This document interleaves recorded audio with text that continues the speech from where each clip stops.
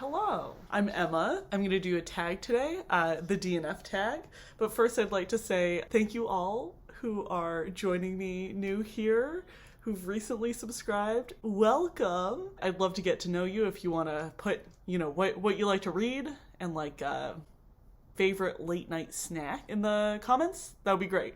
My favorite late night snack is chips and salsa, which is not very interesting, but it is what I like. So here we are. Today I'm just coming to you with another short tag, the DNF tag. We're gonna do it speedily. So without further ado, let me just do the thing. All right, first question, do you DNF? And the answer is, oh my God, yes. I DNF so many books.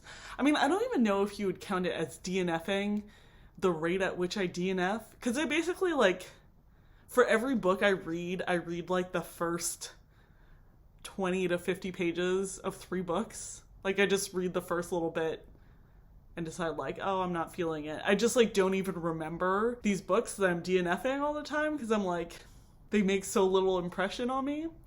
But I think more sizable DNFs, like DNFs where I've gotten 100 pages in. Basically, for me, books are totally fair game to drop before 100 pages. If I'm 80 pages in and I'm not enjoying it, I'll just drop it and have very little guilt about that, or oh my God, I should finish that someday.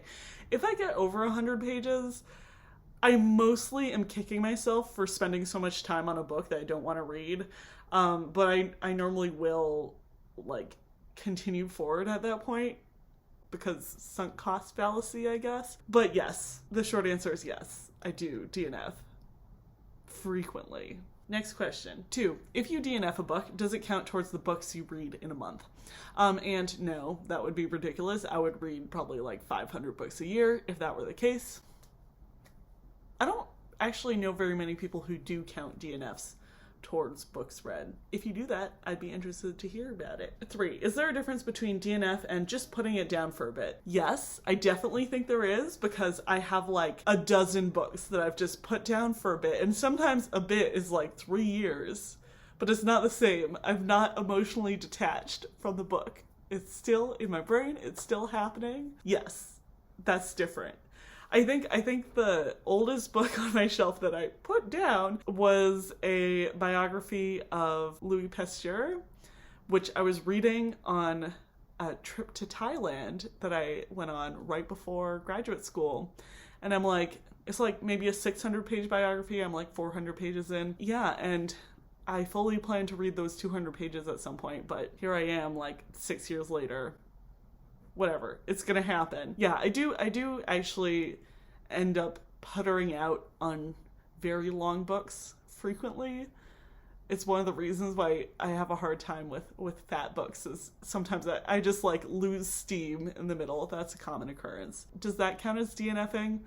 I don't know. Number 4 is, what popular book have you DNF'd? I think the last popular book that I did DNF was Severance by Ling Ma. I was so convinced that this was going to be a book that I loved that I bought it, so normally I'm pretty good at knowing my tastes enough that I don't buy books that I'm going to DNF. I'll get it on ebook or audiobook. But yeah, I read about 80 pages of this. Don't plan to continue. Another book, I guess even more recently than that I've DNF'd after getting a good way into it was Spoiler Alert, the romance novel. I think I got 2/3 of the way through that one, but it sort of hit a point when I was just this has been fun, but I've gotten what I wanted out of it, so seems fine. There you go. Again, not afraid to DNF. Don't really like talking about my DNFs on here because I don't want people to think oh, it's a bad book. My DNFs are almost never about it being a bad book. It's just the pinnacle of mood reading. Okay, moving on. Okay, 5. What book do you wish you had DNF'd? Frequently, these will be audiobooks because I feel the barrier to entry is lower. So it's just well, I guess I'll just keep listening because why not? So yeah. Oh, I know, Ken Follett, 900-page book that I did not like. What was it, Fall of Giants? I think it's Fall of Giants that I read last year. Gave it a 2 at a time because I got all the way through and I was well, I read the whole thing and I've been talking about how much I hated it ever since. So yeah, that one. I would go back and erase that from my life Is that too harsh? I don't think so. 6, do you ever re-attempt to read a DNF? Has this ever been successful for you? I don't think I have, because I do differentiate in between books that I'm just like stalled on and books that I'm like, nope, we're done. So yeah, I've definitely picked up books that I've read, you know, half of, and then a year later I'll read the other half, which is peak chaos. But yeah, books that I'm actively like, no, not for me, I generally won't pick up again. Although I guess at some point I've DNF'd so many books at like 20 or 30 pages that I don't even remember if I've like DNF'd it before. So I guess maybe, does that even count as DNFing? Maybe that's just like choosing my next read. I don't know.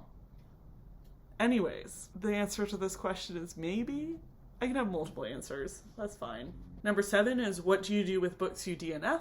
And for the most part, the books that I DNF are library books, either ebooks or audiobooks. If they are physical books, I haven't had to do like a book unhaul, but I will, you know, give them away, give them to my library, something like that. I think I have probably like half a dozen books that I need to do that for now, but it's not really something that I'm gonna film, because again, I feel like it's not really worthwhile to talk about these books because it's almost always just me not clicking at that moment, and like that's fine. That's nothing against the book, you know?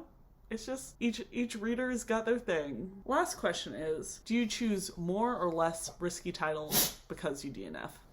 That was my dog sneezing. We're having a mood over there.